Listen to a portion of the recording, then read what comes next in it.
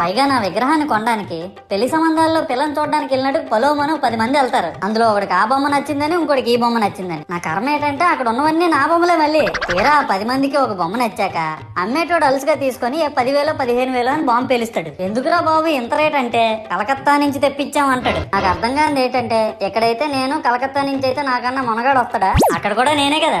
ఇలా నన్ను బజార్లో పెట్టి బేరం ఆడి నా మొహానికి ముసుగేసి వ్యాన్ ఎక్కిస్తారు. ఆ వ్యాన్ డ్రైవర్ గాడు నేను ఉన్నానని కూడా చూడకుండా ఏదో ఆలోచించుకుంటూ డ్రైవ్ చేస్తా గతకల్లో గబ్బి గుబ్బి అని తించేసి నా కాల్లో చెయ్యి ఎరగొట్టేస్తాడు. ఈ విషయం చందాలు ఇచ్చిన చిన్నోళ్ళకి తెలిస్తే మళ్ళీ ఇరిగిపోయిన బొమ్మ పెట్టకూడదని ఏ బొమ్మ రాసి కవర్ చేసేస్తారు. సరేలే జరిగిందేదో జరిగింది, నా భక్తులే కదా కూల్ బ్రో అని చిల్లయ్యే లోపు నన్ను పందిర్లో పెట్టి ముసుగు తీసి నాకన్నా పొడుగున్నే సౌండ్ బాక్సులు 2 నా చెవులు పక్కన పెట్టి డీజే గణేష్ బ్రో అని చెప్పి నా పాటలను కూనీ చేస్తారు. సరేలే పిల్లలు కదా ఇప్పుడు కాకపోతే ఎప్పుడు ఎంజాయ్ చేస్తారు, కాసేపట్లో పూజ స్టార్ట్ చేస్తారని వెయిట్ చేస్తా ఉంటే ఆ 5 రూపాయల వ్రతకల్పన బుక్ చూస్తే ఎక్కడ